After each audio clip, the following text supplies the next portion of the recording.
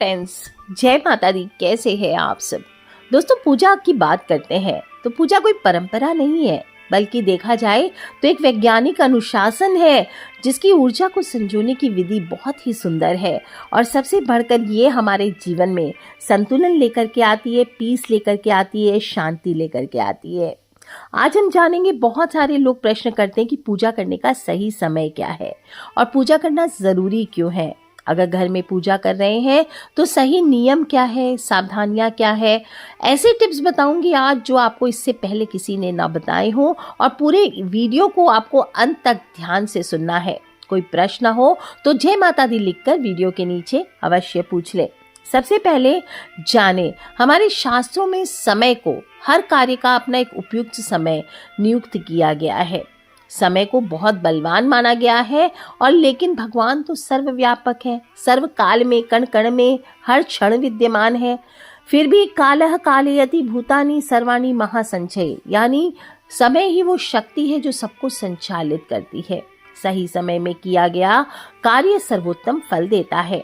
इसलिए हर पवित्र कार्य, चाहे कोई ओपनिंग हो, कोई पूजा हो, कोई जप हो, ध्यान हो, विशिष्ट समय, कोई लोग इसे मुहूर्त भी कहते हैं, इसमें करने पर अधिक फल प्राप्त होते हैं।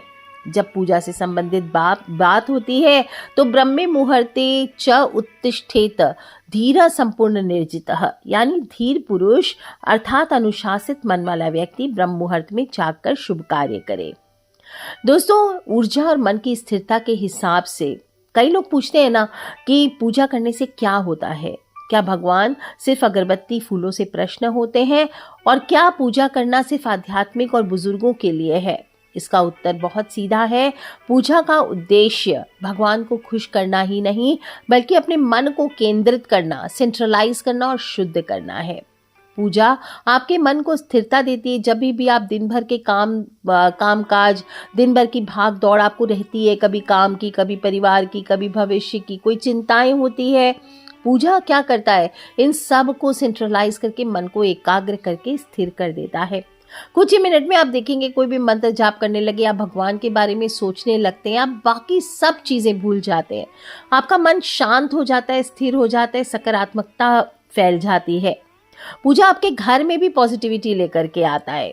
जब आप मंत्रों के उच्चारण करते हैं, ओम नमः शिवाय, ओम नमः शिवाय, या ओम ऐं ह्रीं क्लीं चामुंडाय विच्चे, या जो भी मंत्र, ओम नमो भगवते वासुदेवाय, आप मंत्रों के उच्चारण से जो उसकी ध्वनि तरंगे हैं जो उत्पन्न होती है, वो वातावरण को संतुलित करती जाती है, आपको पता भी नहीं चलता।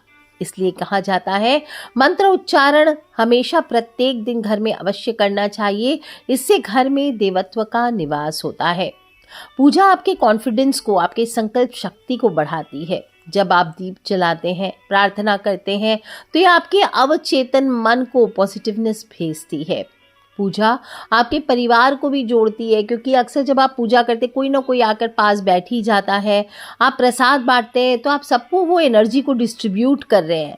ये परिवार की एकता, प्रेम और सांस्कृतिक विरासत का अनुभव है। आप जड़ें हैं जो आपके बच्चों को अनुशासन, आस्था और संस्कार सिखाती है। ये पूजा सिर्फ आज के युग में नहीं, प्राचीन युग में भी इतनी ही आवश्यक थी और आज के युग में भी इतनी ही जरूरी है। दोस्तों, कुछ लोग पूजा के टाइम को लेकर बहुत परेशान रहते हैं, क्या समय होना चाहिए, कब करूं ना करूं, मैं सुबह रात, अब कुछ लोग नाइट ड्यूटी से आते हैं, सुबह नहीं कर पाते, तो उनको लगता है अरे मैं सुबह सुबह पूजा पाठ नहीं, के कॉम्प्लेक्स आ जाता है। कुछ स्त्रियां, महिलाएं जो घर के काम काज करती रहती है, सुबह सुबह पति ऑफिस जाने वाले हैं, बच्चे स्कूल जाने वाले हैं, बाकी घर के मेंबर्स ऑफिस जाने वाले हैं, या वो स्वयं भी सुबह सुबह ऑफिस, उसको 9 बजे तक पहुंचना होता है। ऐसे में पूरे दिन के तैयारियां कर्म करने के बाद अगर वो सुबह सुबह पूजा पाठ करने बैठ जाए तो हो सकता है देर हो सकती है, उसकी कोई और हेल्प नहीं है। ऐसे में वो कॉम्प्लेक्स आ जाता है, गिल्ट आ जाता है अंदर में कि मैं पूजा नहीं कर सकती समय से, तो मैं क्या करूं। तो दोस्तों, आप देखें, वैसे तो पूजा किसी भी समय की जा सकती है, लेकिन विशेष रूप से जो समय बताए गए हैं शास्त्रों में, जैसे सर्वश्रेष्ठ समय सभी जानते हैं ब्रह्म मुहूर्त का होता है, सुबह 4 बजे से 6 बजे का माना गया है। इस समय क्या होता है, प्रकृति की जो ऊर्जा होती है वो सबसे हाई पीक पर होती है, मन शांत होता है, वातावरण सॉफ्ट निर्मल होता है, ध्यान गहरा होता है। और यदि लेकिन आप सुबह सुबह नहीं कर सकते इतनी जल्दी, तो सूर्य उदय के 1.5 घंटे के अंदर अंदर आप स्नान करके पूजा करें। ये भी नहीं हो सकता क्योंकि बच्चों का स्कूल हो, आप एक तरफ टिफिन बना रही हैं, एक तरफ श्रृंगार कर रही हैं लड्डू गोपाल जी का, नहीं हो सकता। पहले आप अपने बच्चे, अपने लाला की सेवा करें, फिर वो बड़े लाला हैं, उनकी सेवा आपको इसके बाद करनी चाहिए। आपके पति ऑफिस को लेट हो रहे हैं, आप स्वयं ऑफिस जाती हैं, आपको बात सुननी पड़ेगी, पैसे कटेंगे, तो परेशान नहीं हो।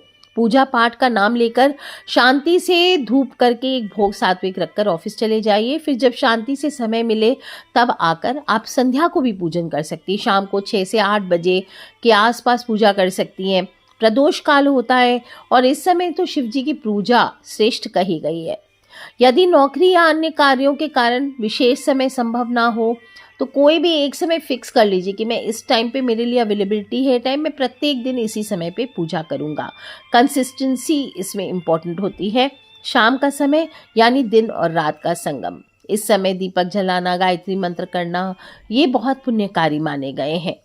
आपके घर को नकारात्मक ऊर्जाओं से भी मुक्त करते हैं। और दोस्तों कुछ बातों का और ध्यान रखना है, सुबह जब भी पूजा करेंगे बिना स्नान किए हुए अशुद्ध मन से और अशुद्ध तन से, दोनों ही चीज़ें शुद्ध होनी चाहिए, इसके बाद ही आपको पूजा करनी चाहिए। भोजन करने के तुरंत बाद पूजा ना करें, भोजन के बाद मन भारी और सुस्त होता है, उबासी, नींद, ऐसी समस्याएं आपको हो सकती है। अगर आप मन से बीमार हो या तन से बीमार हो, फिजिकली या मन डिप्रेशन में हो, तो ऐसे में वैसे भी कोई काम में मन नहीं लगता, लोग पूजा पाठ ऑटोमेटिकली ही छोड़ देते हैं। और ऐसा भी शास्त्रों में कहा गया है कि अवसाद हो, क्रोध हो, दुख हो तो पूजा करने ना बैठें। क्या करना है, थोड़े से जाप करें, थोड़ा संगीत में भजन सुने, गुरु का ध्यान करें, गुरु मंत्र का उच्चारण करें। पूजा से पहले मन को शांत करें, कुछ देर गहरी सांस ले। जब अस्त व्यस्त हो, शोरगुल वाला माहौल हो, उससे आपको दूर रहना चाहिए। पूजा के समय कोई भी डिस्ट्रैक्शन अपने पास ना रखें, विशेष रूप से आजकल मोबाइल्स का ज़माना है, तो मोबाइल्स हो, टीवी चलाकर पूजा ना करें। लड़ाई झगड़ा कलेश हो रहा हो घर में, ऐसे में पूजा नहीं करना चाहिए। शांति हो बिल्कुल, और तब आपको पूजा प्रारंभ करना चाहिए। विशेष रूप से मोबाइल की बात करूँगी, लोग नोटिफिकेशन आता है पास में रख के रखते, जैसे ही नोटिफिकेशन आता है उठाकर देखते हैं, ये आपकी पूजा में खलल डालता है, पूजा के प्रभाव को कम करता है। ऐसा ना करें। इस पूजा घर की पवित्र ऊर्जा का केंद्र है, इसलिए कुछ नियम आवश्यक हैं। अपने पूजा स्थान को हमेशा साफ सुथरा रखें, जूते चप्पल ये सब चीज़ें उसके पास ना लेकर के जाएं। कूड़े का डब्बा, कचरे का डब्बा आदि पूजा स्थल के पास या तामसी वस्तुएं नहीं रखनी चाहिए। जब आप देवी देवताओं की प्रतिमाएं लगा रहे हैं, मंदिर में स्थापित कर रहे हैं, तो एक दूसरे की पीठ से सटी हुई ना हो, इस बात का ध्यान रखें। जो पुराने पुष्प है, माला है, राख है, समय से इनको हटा देना चाहिए, ऐसा नहीं कि वहीं पे पड़ा है। और धूप दीप आपको समय से नित्य करना चाहिए। देसी घी या तिल के तेल का दिया श्रेष्ठ होता है और दिए को पूर्व दिशा में या उत्तर दिशा की ओर रखना चाहिए। धूप बत्ती जो जला रहे हैं वो प्राकृतिक होनी चाहिए, केमिकल वाली धूप आपको नहीं जलानी चाहिए। और धूप दीप करके, जल अर्पित करके, पुष्प नैवेद्य, फिर आरती अवश्य करनी चाहिए। ये क्रम जो है पूजा का, ये मन और वातावरण दोनों को ऊर्जा देता है। मंत्रों का उच्चारण कर रहे हैं तो धीरे धीरे करें, स्पष्ट करें। अब ओम के ओम चमन, ओम एम चमन, ओम एम चमन, ये कौन सा जाप हुआ? ओम एम ह्रीम क्लीम चामुंडाई विच्चे, पूरा बोल के सही स्पष्ट तरीके से मंत्रों का उच्चारण करना चाहिए। गलत मंत्रों का उच्चारण नुकसान, वैसे देखा जाए तो नुकसान तो क्या करेगा, लेकिन आपकी मन की स्थिरता को घटा देता है। और पूजा करने के बाद हाथ जरूर धोना चाहिए, इसे ऊर्जा रीसेट कहते हैं। प्रसाद घर के सभी सदस्यों को बांटना चाहिए, हर रोज फोर्स ना करें। अब कई लोग क्या होता है, मीठे मीठे मखाने, अब कोई डायबिटीज़ है, रोज आप प्रसाद के नाम पर उसको मखाने खिला देते हो, उसका डायबिटीज़ हाई हो जाएगा। ज़बरदस्ती फोर्स ना करें खाने को, इससे अच्छा है ऐसा भोजन बनाए, ज़रूरी नहीं है सिर्फ मीठा ही बनाए, नमकीन हो या नॉर्मल भोजन हो या फ्रूट्स हो, ऐसी चीज़ें भोग में रखें जो आपके घर के सभी लोगों को पसंद आए और आप उसका भोग लगाएं। ये सकारात्मकता को पूरे घर में फैलाने का एक प्रतीकात्मक तरीका है।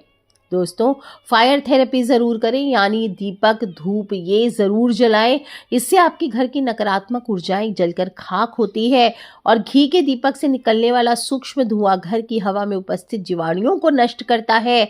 लॉ को कोई बैठ करके देख देख के आरती करते हैं, पूजा करते हैं, तो थर्ड आई नर्व्स सक्रिय हो जाती है, जिससे एकाग्रता बढ़ती है और दीपक की रोशनी मन को सकारात्मक ऊर्जा से भर देती है।